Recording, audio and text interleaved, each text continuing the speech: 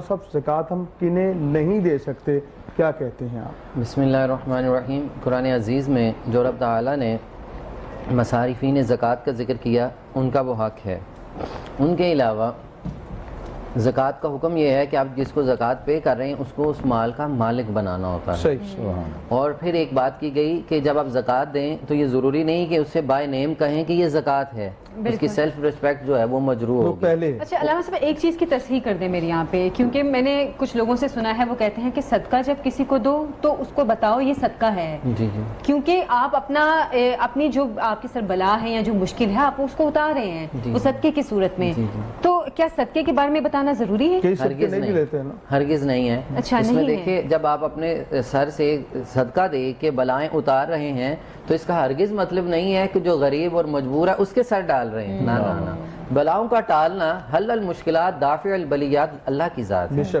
اس نے ٹالنا ہے، اور آپ کی نیت کنسیڈر ہونی ہے۔ بالکل ٹھیک۔ اور نیت کے لیے اناؤنسمنٹ کرنا ضروری نہیں ہے، اس کی سیلفی بنانا ضروری نہیں ہے، اسے پکچرائز کرنا ضروری نہیں ہے، فیس بک پہ ڈالنا ضروری نہیں ہے۔ مطلب صدقہ اور زکوٰۃ کے بارے میں آپ کو بتانا ضروری نہیں ہے کہ آپ نے دل میں ارادہ کرنا ہے، نیت کرنی، یا اللہ یہ میں صدقہ دے رہا ہوں، اور قبول کس نے کرنا ہے؟ اللہ تبارک و تعالیٰ نے۔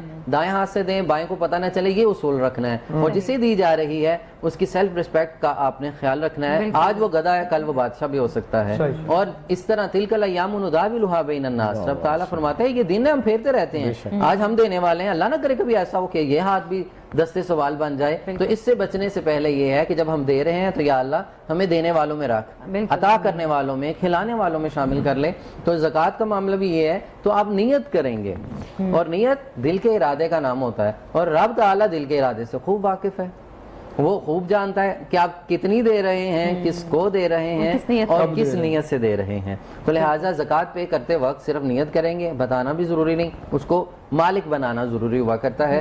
اور جیسے کہ مسجد کے متعلق سوال کیا گیا، مسجد اللہ کا گھر ہے، ان کو مسجد میں زکوٰۃ نہیں دی جا سکتی، آپ اپنی حلال کمائی سے بطور گفٹ، تحفہ، ہبہ مسجد میں پیش کریں گے، اور یہ لازمی ہے جب بھی آپ اپنی سیلری لیں اور اللہ کی بار اللہ نے دی ہے اور اللہ کے گھر میں جیسے پیش کی جاتی ہے، جیسے سب سے پہلے ماں کے پاس جائیں، باپ کے پاس جائیں، ان کو دیں، اس سے برکت حاصل ہوتی ہے، یہ تجارت ہے اللہ کے ساتھ۔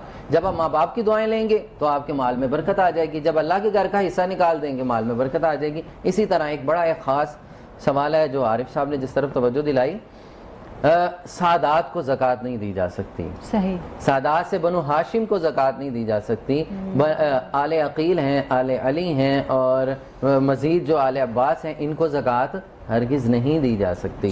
اور کیا دیا جائے گا پھر؟ آپ اگر سادات میں کسی پہ ایام آگے ہیں ایسے تو آپ انہیں تحفہ پیش کریں گے، اور یہ حقیقت ہے، بہت سے واقعات ایسے ہیں جب سادات کی خدمت کی گئی، آقا کریم صلی اللہ علیہ وسلم خوش ہوئے، سادات کی خدمت کی گئی، حضور نے خواب میں آ کے زیارت عطا فرمائی، سادات کی خدمت کی گئی، لہریں بحری ہو گئیں، اور مال بڑھ گیا، عزت بھی ملی، شہرت بھی ملی، مال بھی، مال و زر ہر شے مل گئی، اور سادات کی خدمت کرنے سے۔ یہ تو دنیا کے انعام ہیں، اور آخرت میں یہ ہے کہ مصطفیٰ علیہ السلام بھی مل جائیں گے، جنت بھی مل جائے گی، اور جنت والے بھی ہمیں مل جائیں گے۔ تو سادات کی خدمت کا حکم ہے، زکوٰۃ ہرگز نہیں دی جائے گی۔